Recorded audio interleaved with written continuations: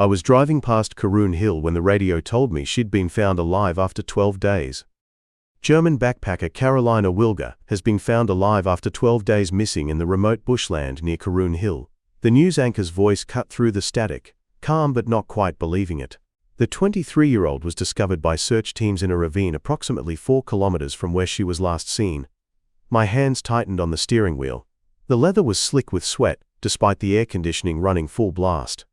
I pulled over to the gravel shoulder, letting the engine idle as relief settled in my chest. 12 days.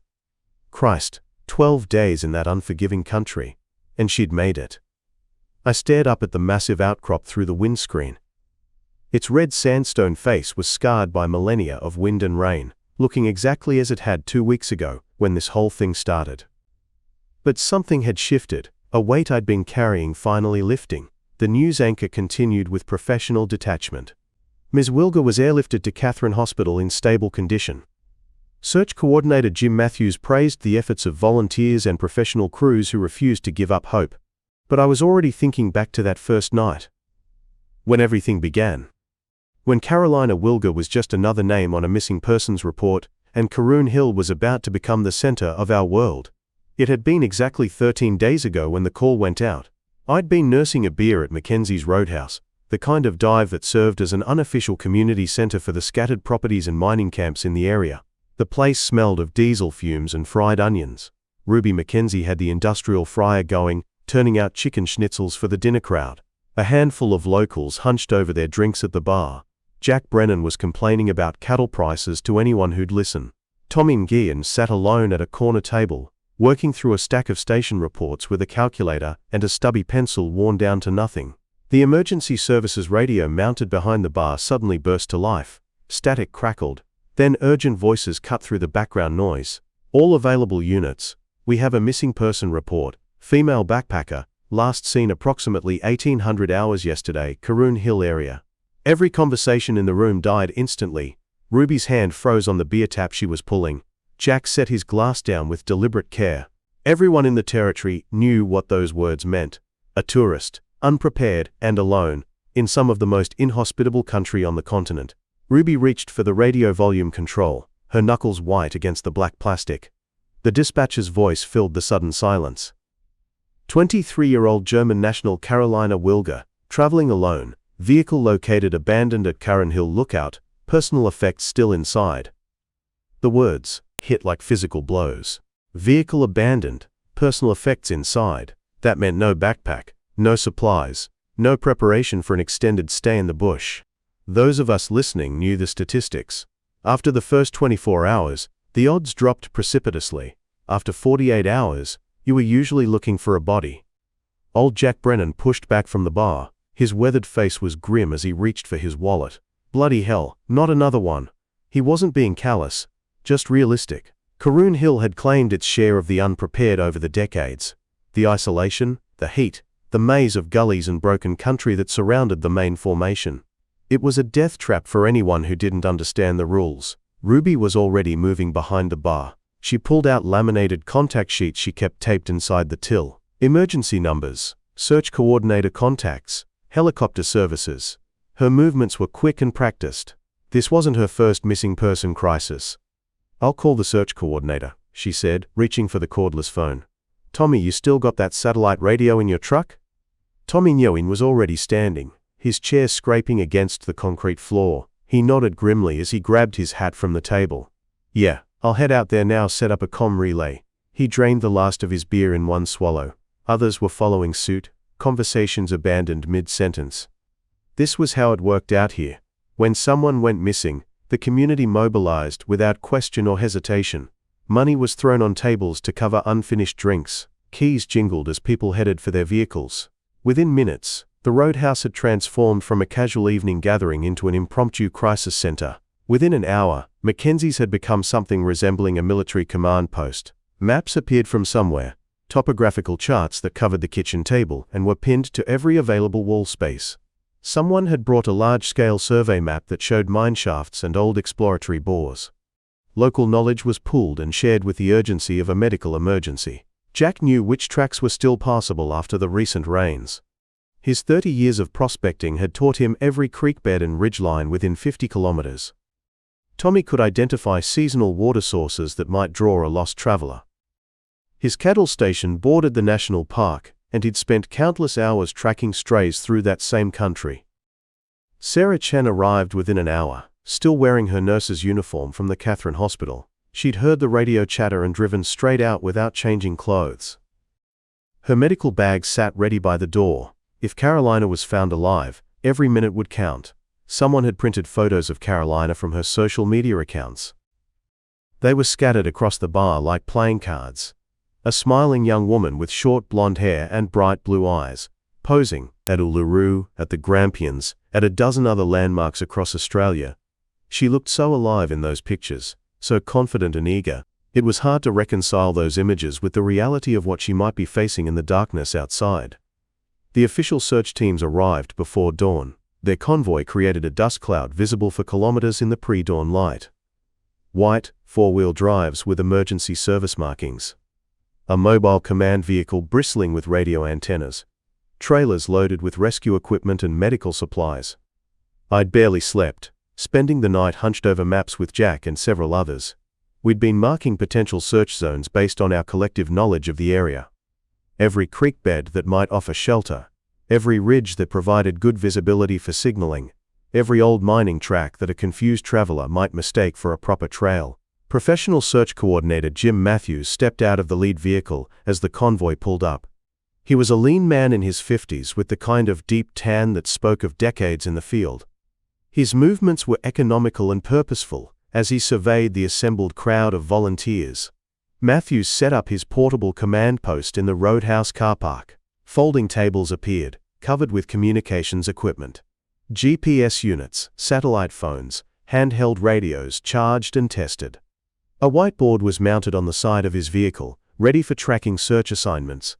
Right, Matthews addressed the crowd that had gathered. Maybe 40 people from surrounding properties, mining camps, and small towns within 100 kilometers. Station hands still smelling of cattle and diesel fuel. Mine workers coming off night shift. Retirees who'd driven out from Karroun and Alice Springs to help. We've got a missing German backpacker, Carolina Wilga, 23 years old. Matthews' voice carried clearly in the still morning air. Been out there about 36 hours now. He paused, letting that time frame sink in. Everyone understood the implications. Her rental car was found yesterday evening at the main lookout. Keys still in the ignition, backpack and water bottles in the vehicle. The silence that followed was heavy with unspoken knowledge. No backpack meant no supplies, no shelter, no emergency gear. No water in this country was essentially a death sentence, unless she was found quickly. The morning sun was already warming the air, and it wasn't even 7 o'clock. By midday it would be pushing 40 degrees in whatever shade could be found. We're going to run standard grid searches radiating out from the last known position. Matthews pointed toward Karroun Hill, its granite face catching the early light. I need experienced locals paired with volunteers. Nobody goes out alone, nobody goes beyond their assigned sector. His eyes swept the crowd, making contact with as many people as possible. We've got helicopter support coming in from Darwin, should be here by 0800. The distant sound of rotor blades was already audible, growing stronger. I know you all want to help, but I need you to follow protocol. This terrain will kill you if you're not careful, and I don't want to be running multiple search operations. I found myself partnered with Sarah Chen for the morning search. She was small and wiry, with calloused hands that spoke of practical experience, the kind of person who dealt with medical emergencies without fuss or drama. We were assigned Sector C, a series of ridges and gullies about 2 kilometers northeast of Carolina's abandoned car. Our radio crackled as we signed out with the command post. Sector Charlie, 2 searches, estimated return 1400 hours. The morning air was still cool as we set off. Our boots crunched through spinifex grass that would be brittle and sharp by afternoon. The landscape around Karroun Hill was deceptively beautiful in the early light. Red rock formations rising from scattered woodland. Ancient cycads clinging to cliff faces like prehistoric survivors. The kind of scenery that appeared on tourism brochures and Instagram feeds. But beauty was dangerous here. The rock was crumbling sandstone that could give way without warning. The scrubland was thick enough to hide a dozen bodies. And everywhere hidden beneath the surface appeal was the simple fact that this country didn't care whether you lived or died. Jesus, Sarah muttered as we picked our way down into our first gully. The slope was steeper than it had appeared from above, loose stones sliding away under our feet. How does anyone survive out here without supplies? I'd been thinking the same thing. The temperature was already climbing toward 30 degrees. My shirt was sticking to my back despite the early hour. They don't, usually, I said, then immediately regretted it. Sarah shot me a sharp look, her jaw tightening. She's still alive, she said firmly. She has to be. I wanted to believe that. We all did. But as we spent that first morning calling Carolina's name into the empty bush, it was hard to maintain hope. Our voices echoed off rock walls and faded into silence. No response, no sign of human passage, no indication that anyone had passed this way recently. The search grid was thorough and professional. Every obvious route she might have taken from the lookout was being covered systematically. But there were thousands of places a person could disappear in this terrain. Caves hidden behind vegetation screens, old mine shafts that didn't appear on any modern maps, dense scrub that would hide a body until the bones were scattered by wild animals. By midday the helicopter had arrived. Its rotors beat a steady rhythm as it quartered back and forth across the search area. The sound was reassuring and ominous at the same time. Professional help, but also confirmation that this was now a major operation. Missing backpackers made national news when they died in the territory. Bad for tourism, bad for everyone. The radio updates throughout that first day painted a grim picture. Sector Alpha, negative contact. Sector Bravo, found some footprints but they don't match the missing person's shoe size. Sector Foxtrot, discovered old campfire, cold, probably weeks old. Each negative report was like another nail being hammered home. We returned to Mackenzie's that evening, exhausted and covered in red dust. Our voices were hoarse from calling Carolina's name into empty gullies. The roadhouse had taken on a siege-like atmosphere. Maps covered every surface, marked with red X's where teams had searched. Whiteboards tracked which areas remained to be covered. Tired volunteers grabbed sandwiches and coffee before heading back out for evening searches. Ruby had stayed open around the clock. She was refusing payment from the search crews, waving away offers with a dish towel. "That girl's somebody's daughter," she said when Matthews tried to settle the roadhouse's tab. "Money's not important right now." The second day brought more of the same. Systematic searches of increasingly remote areas. Helicopter flyovers of terrain too dangerous for ground teams. The gradual expansion of the search radius, as it became clear that Carolina wasn't in any of the obvious locations. I was partnered with Jack Brennan this time. His knowledge of old mining tracks and seasonal water sources proved invaluable as we pushed deeper into the maze of gullies and ridges. Jack moved through the broken country with the confidence of someone who'd spent decades learning its moods. He could read the landscape like a book, where flash floods had carved new channels, where rockfalls had blocked old passages, where underground seepage might create the kind of green vegetation that would attract a desperate traveler. 40 years I've been out here, Jack said as we paused for water in the shade of an overhang. His weathered hands were steady as he unscrewed the cap on his water bottle. Lost a few tourists over the years, couple of hunters who thought they knew better than the country. He took a measured drink, not gulping despite the heat. Most of the time we find them within 24 hours. After that, he shrugged, the gesture speaking volumes about statistics we all understood, but nobody wanted to voice. "What's the longest someone survived out here without supplies?" I asked. Jack was quiet for a long moment. He stared out at the heat shimmer rising from the rocks, his eyes distant with memory. Aboriginal kid, maybe 15 years old, got separated from his family during a ceremony in the 70s. We found him after 6 days, still alive but barely. Jack's voice carried respect for that unknown survivor. He knew the country though, knew which plants you could eat, where to find water, how to shelter from the sun. This German girl. Another shrug, this one tinged with resignation. The third day brought the media. Television crews from Suff, Darwin and Alice Springs arrived in air-conditioned vehicles, satellite trucks and reporters in clean clothes, who asked insensitive questions about survival rates and tourist safety. Their presence changed the whole dynamic of the search, adding pressure and scrutiny that nobody needed. Matthews had to assign one of his coordinators just to manage media relations. taking resources away from the actual search effort to deal with journalists who didn't understand the country or the challenges we were facing. But media attention also brought more volunteers. Word had spread across social media and through the backpacker network. Europeans who'd been traveling the same routes as Carolina arrived with their rental cars and limited bush experience. They were desperate to help, despite their obvious unsuitability for search work. They meant well, but searching in this terrain required skills and knowledge that couldn't be learnt in a day. On the fourth day, reality began to set in. The initial search radius had been thoroughly covered by professional teams. Every accessible area within reasonable hiking distance of Carolina's car had been searched multiple times. The helicopter had surveyed every gully, every ridge, every patch of vegetation that might conceal a person. The mathematics were becoming increasingly grim. Without water, without shelter, without bush survival skills, 4 days was pushing the absolute limits of human endurance. I could see it in Matthew's face during the morning briefings. His professional optimism was wearing thin around the edges. Though he maintained hope in his public statements, privately the search was shifting from rescue to recovery. From finding a survivor to finding remains. Additional resources were being committed. More helicopters, specialist tracking teams, even discussions about bringing in cadaver dogs from Adelaide. But the community wasn't ready to give up. If anything, the involvement of media and the arrival of Carolina's parents from Germany had strengthened local resolve. Her mother was a small, dignified woman with graying hair pulled back in a practical bun. She spoke limited English, but her pain was universal, written in every line of her face. Her father was tall and academic-looking, with wire-rimmed glasses and the pale complexion of someone who spent his days in libraries rather than outdoors. He'd thrown himself into studying maps and search reports with the desperate intensity of someone who refused to accept the obvious. I watched them during the evening briefings, holding each other as Matthews delivered another day of negative results, their quiet dignity in the face of devastating news.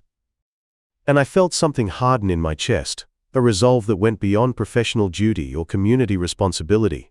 This wasn't just about finding a missing tourist anymore. It was about not letting another family destroy themselves, wondering what had happened to their child.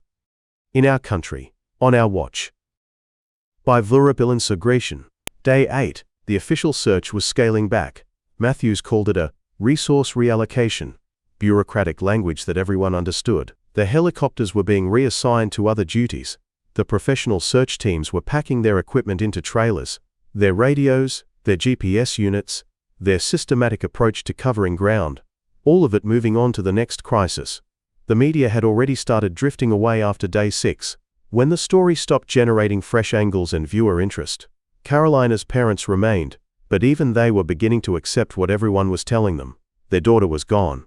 I couldn't accept it. Something about the whole situation felt wrong to me. Like a puzzle piece that didn't fit properly, or a calculation that came out with the wrong answer, despite being mathematically correct. Standing at that morning briefing on day 8, watching Matthews explain the decision to scale back, I felt a familiar itch in the back of my mind. The same feeling I'd get when tracking wounded cattle that had gone to ground somewhere unexpected. We've covered every accessible area within a 15-kilometer radius, Matthews was saying.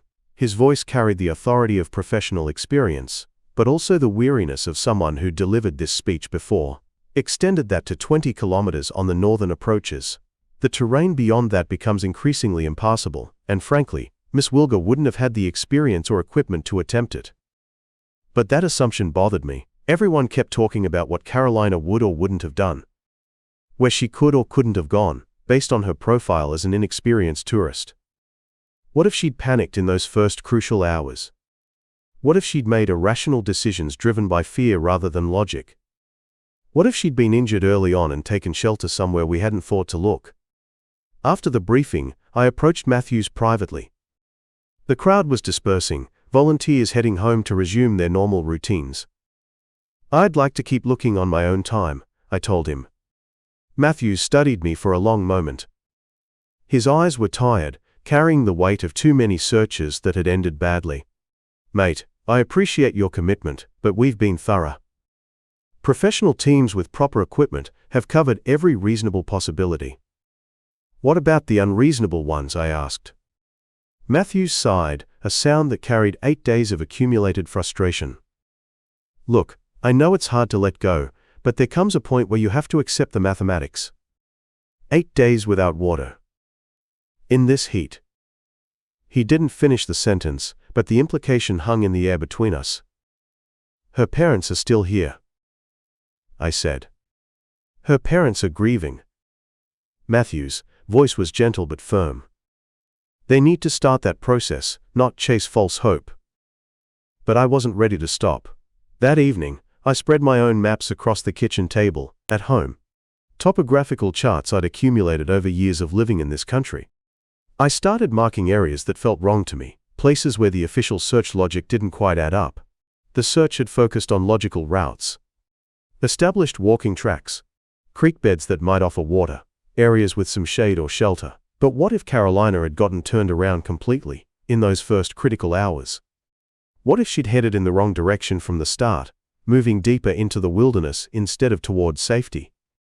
I started making solo trips to sections that had been deemed too remote or inaccessible. Using my own vehicle and my own fuel, I'd head out before dawn, working through areas that the official search had written off as beyond the capabilities of an inexperienced hiker.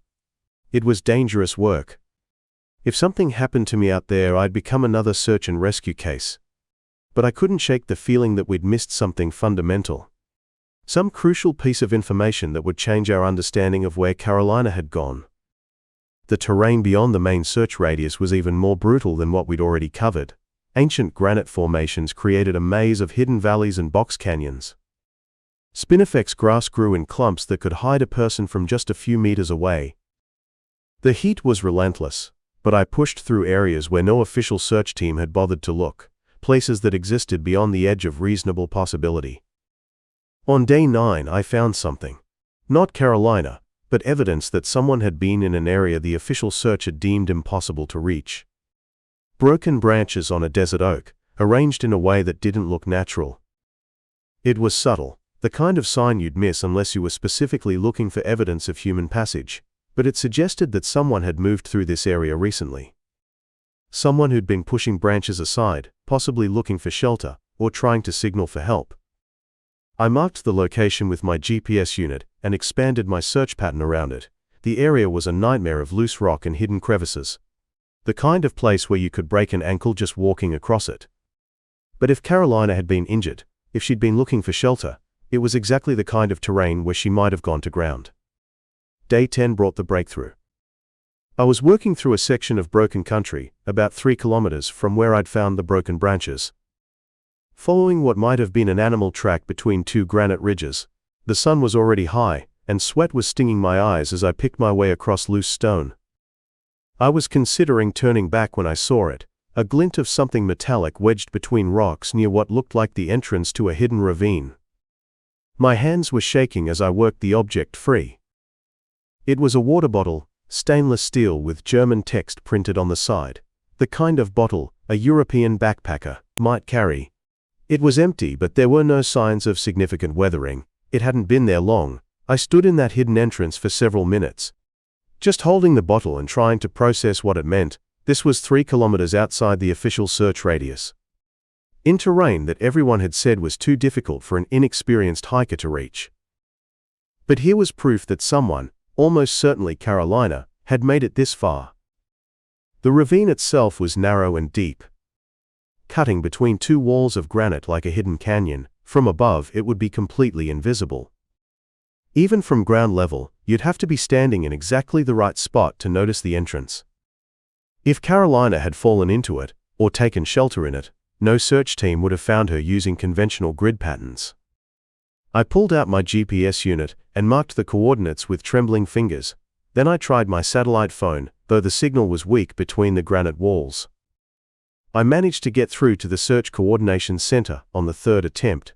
Matthews wasn't available, but I spoke to one of his coordinators.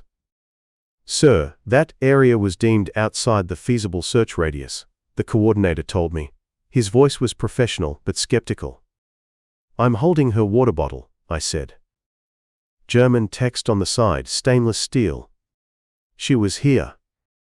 There was a pause on the other end of the connection. Static crackled as the satellite struggled to maintain the link. "Are you certain of your coordinates?" I read them off twice. then described the exact route I'd taken to reach the location. "You'll need technical rescue equipment," I added. "This ravine goes deep, and the walls are steep. If she's down there, she'll need medical attention." Within 2 hours I could hear helicopters approaching. The sound of rotor blades echoing off granite walls as professional search teams were redeployed to this new location. Technical rescue equipment was being loaded. Medical personnel were being briefed on the challenging access conditions. Matthews himself arrived by helicopter. Landing in the nearest clearing and hiking in with a small assessment team. His face was grim, but focused as he surveyed the ravine entrance. "Hell of a place to end up," he said when he saw the narrow opening between granite walls. "You're right about needing technical gear. If someone went down there, getting them out won't be simple." The water bottle had been bagged for evidence, though we all knew it was Carolina's. The question now was whether she was still alive after 10 days, and whether she was actually in the ravine or had simply passed through this area before moving on. Setting up the technical rescue operation took time. More time than any of us wanted to spend, but the kind of careful preparation that would prevent the rescue from becoming another emergency. The helicopter couldn't hover directly over the ravine because of the granite walls and unpredictable air currents. All equipment had to be carried in on foot across difficult terrain. Specialized rescue personnel had to be flown in from Darwin, along with medical equipment in case Carolina was found alive but in critical condition. I watched the operation from a nearby ridge. Feeling both useful and useless at the same time, I'd found the lead that might save her life, but now I had to step back and let professionals take over. The waiting was agony. Worse than the active searching had been, because now there was real hope mixed with the fear that we might be too late. As the technical team descended into the ravine, I found myself holding my breath. Radio chatter between the rescue coordinators was clinical and professional. But I could hear the tension underneath the calm voices. Everyone understood that this was likely our last real chance to find Carolina Wilga alive. The first reports from the bottom of the ravine were inconclusive. The rescue team had found signs of human presence, disturbed ground, possible shelter construction, but no immediate sign of Carolina herself. The ravine system was more complex than it had appeared from above. Multiple branches and chambers carved into the granite by ancient water flow. Then, just as the afternoon heat was becoming unbearable, even in my shaded position, I heard the radio call that changed everything. "We've got her." The voice crackled through static, but the words were unmistakable, alive but unconscious. "Repeat, we have located the subject and she is alive." The words hit me like a physical force. After 10 days of searching, hundreds of volunteers and countless false leads, Carolina Wilga was alive. I could hear the controlled excitement in the rescue coordinator's voice as he immediately began organizing the extraction. The technical team below needed medical supplies lowered down. The helicopter crew had to prepare for a complex vertical rescue from terrain that seemed designed to prevent exactly this kind of operation. From my position on the ridge, I could see intense activity around the ravine entrance. More personnel were arriving. Medical equipment was being unpacked with urgent efficiency. There was an urgency to every movement that hadn't existed during the regular search operations. This wasn't about grid patterns and methodical coverage anymore. This was about getting a critically dehydrated and potentially injured woman out of a granite trap before her condition deteriorated further. The helicopter that had been circling at a safe distance moved into position, as close to the ravine as the pilot dared bring the aircraft. Even from several hundred meters away, I could feel the downdraft. The engine strain was audible, as the aircraft fought unpredictable air currents created by the stone walls. Radio reports indicated that Carolina was severely dehydrated and disoriented, but she was conscious enough to assist with her own rescue. The technical rescue team had managed to stabilize her condition and establish communication. The extraction took nearly 2 hours. Getting Carolina up the ravine wall required a complex system of ropes and pulleys. Rescue personnel both above and below coordinated every meter of progress. I watched through binoculars as the bright orange rescue stretcher finally appeared at the top of the ravine. Carolina was strapped in but alert enough to be moving her head, apparently responding to the medical team. When the helicopter finally lifted off with Carolina secured inside, I felt something I hadn't experienced since this whole ordeal began. Genuine relief. Not the false hope of previous leads or the grim determination of another search day, but actual relief that Carolina Wilga was alive and heading toward proper medical care. The sound of the helicopter faded as it flew toward Alice Springs Hospital, but I remained on the ridge for another hour, watching the rescue teams pack up their equipment and gradually clear the area. Matthews found me as I was finally preparing to hike back to where I'd left my vehicle. He looked exhausted but satisfied in a way that made me realize how much pressure he'd been under. "Good work out there," he said simply. "That water bottle was the break we needed. Without it, we'd never have focused on this area in time." I wanted to ask about Carolina's condition, about what the medical team had observed during the extraction. But I could see Matthews was already thinking ahead to debriefings and reports. All the administrative work that comes after a successful rescue. Instead, I just nodded and began the long walk back through the scrub toward civilization. The drive to Alice Springs took 3 hours. I found myself taking detours I didn't really need, just to process what had happened. By the time I reached the hospital, visiting hours were over and Carolina was in intensive care. But I learned from a nurse that her family had been notified. They were flying in from Germany on the next available flight. Her condition was serious but stable. Severe dehydration, some cuts and abrasions, but no immediately life-threatening injuries. I checked into a motel room that night but couldn't sleep. Every time I closed my eyes, I kept thinking about that ravine system, wondering what Carolina had experienced down there for 10 days. How she'd managed to survive when everything suggested she should have died. The next morning I returned to the hospital. I was surprised to find that Carolina's parents had already arrived. Through a combination of broken English and hand gestures, I managed to communicate that I had been part of the search effort. Carolina's father was a compact man in his 50s. He reminded me of other German backpackers I'd met over the years. Practical clothing, serious demeanor, but with an underlying adventurousness that explained why his daughter had been drawn to the Australian outback. Her mother was more emotional, switching between German and heavily accented English as she tried to express her gratitude to everyone involved in the search. "She is a strong girl," her father told me outside Carolina's room. His English was careful but clear. "Always hiking, always exploring since she was a small child. But this place..." He gestured vaguely toward the window, beyond which lay hundreds of kilometers of red earth and scrub. "This place is different from German mountains." I was able to speak with Carolina briefly when she was moved out of intensive care. On her 3rd day in hospital, she was still weak and spoke in a hoarse voice that betrayed 10 days of dehydration. But she was alert and clearly processing what had happened to her. Her English was excellent, much better than her parents, was Elipal and his schools. She seemed almost eager to talk about her ordeal, as if describing it would help her understand how she'd survived. "I was following what I thought was a marked trail," she explained, propped up in her hospital bed with IV lines still attached to both arms. "But the markers disappeared, and when I tried to backtrack, everything looked the same. I kept walking, thinking I would find the main track again. But I was going deeper into the bush instead of back toward safety." The critical mistake had happened on her 2nd day lost, when she had been following a dry creek bed that she hoped would lead to water or a road. Instead, it led her into increasingly difficult terrain, and eventually to the ravine system where she had fallen while trying to climb down to what looked like a water source. "The fall was not so bad," Carolina continued. Her voice was still rough but growing stronger as she talked. "Maybe 3 meters, onto sand and rocks. I hurt my ankle and had scrapes, but I could walk. The problem was getting back up.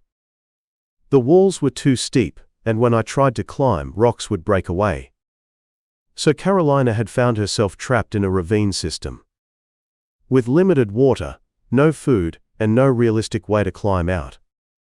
Her survival had depended on finding one of the deeper chambers in the ravine, where ancient water flow had created a natural shelter, and where seepage from underground sources provided just enough water to keep her alive.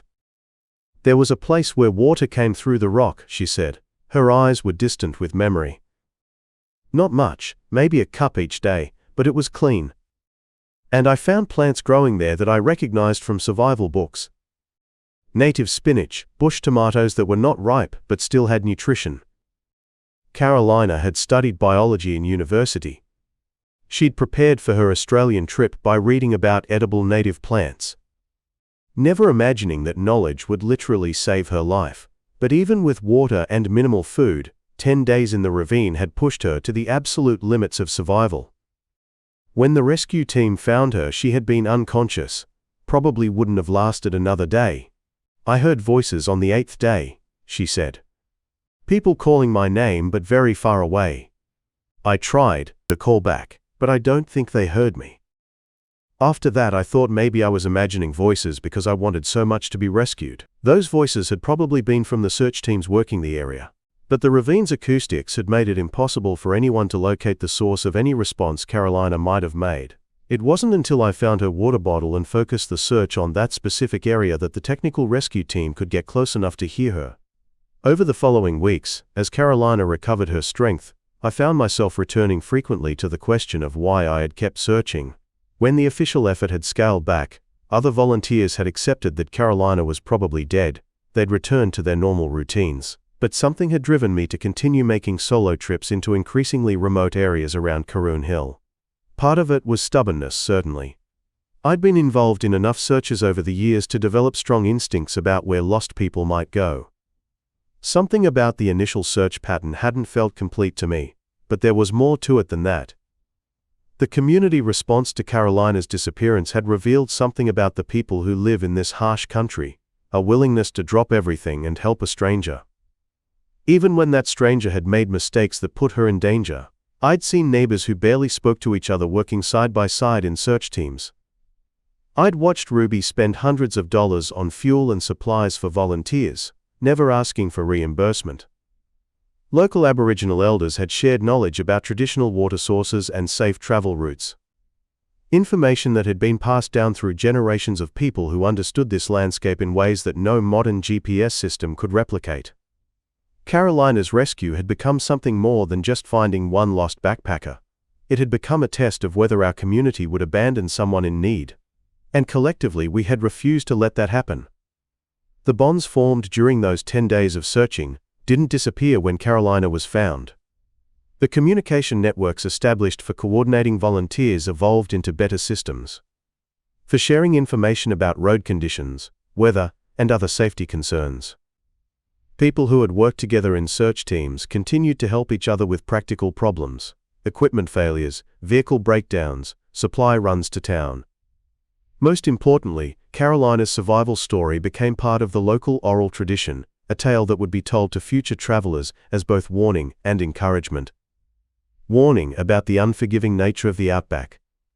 But encouragement that preparation, knowledge, and community support could overcome even seemingly impossible situations. A month after the rescue, I found myself driving past Karroun Hill again, on my way to a supply run in town.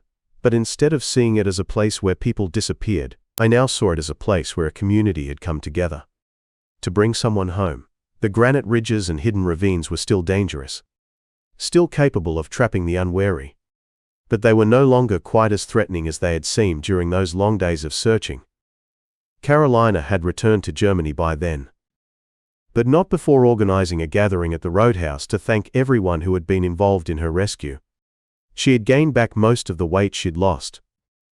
Her cuts and bruises had healed, and her ankle was strong enough for her to walk without assistance. But more than her physical recovery, what struck me was her determination to learn from the experience, rather than be traumatized by it. "I will come back to Australia," she had told the assembled crowd of searchers and volunteers. "But next time, I will be better prepared, and I will have more respect for this country. You have all taught me that the outback is not just dangerous. It is dangerous in ways that require community and preparation and knowledge that cannot be learned from books alone." The radio crackled to life as I drove past Karroun Hill 6 months later, the same stretch of bitumen where this whole story had begun. But instead of news about a missing backpacker, the afternoon presenter was interviewing a survival expert about emergency beacon regulations. I turned up the volume and slowed my truck, pulling over at the same spot where I'd first heard Carolina's name. The hill looked different in the late afternoon light. Still imposing, still carved with those deceptive shadows that could hide ravines and drop-offs.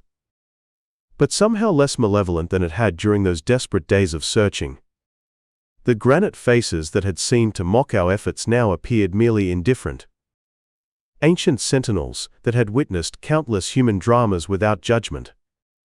Carolina had kept her promise to stay in touch. Her emails arrived monthly, filled with updates about her continued travels. Though now with satellite communicators, detailed itineraries left with multiple contacts, and emergency supplies. That reflected hard-won respect for remote landscapes. She had become something of an advocate for improved backpacker safety education in her home country, sharing her story at outdoor gear shops and hiking clubs throughout Germany. More significantly, her experience had rippled outward through our own community in ways none of us had anticipated. The communication networks we'd established for the search had evolved into a permanent early warning system for travelers in our region.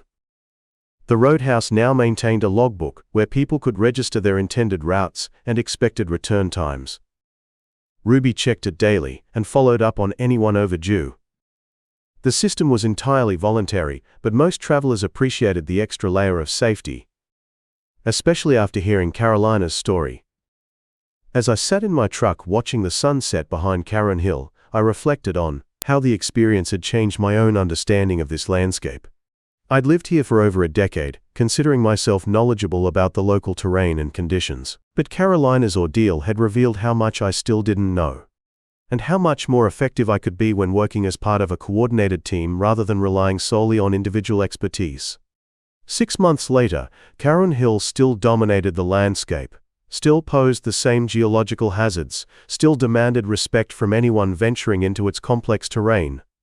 But it was no longer quite the same ominous presence it had seemed during those desperate days of searching. We understood it better now, had mapped its dangers more systematically, and had proven our collective ability to extract people from its most treacherous locations. Most importantly, we'd learned that the real strength of remote communities lay not in individual self-sufficiency, but in networks of mutual support that could activate rapidly when circumstances demanded extraordinary effort. Carolina's survival story had become our story too. A reminder that preparation, knowledge, and community solidarity could overcome even the most challenging circumstances the Outback could present. If you've ever driven past Karroun Hill at sunset, you know how the granite catches the last light, how the shadows hide ravines deep enough to swallow someone for 12 days. Hit like and subscribe. There are more stories from out here, and they're all true.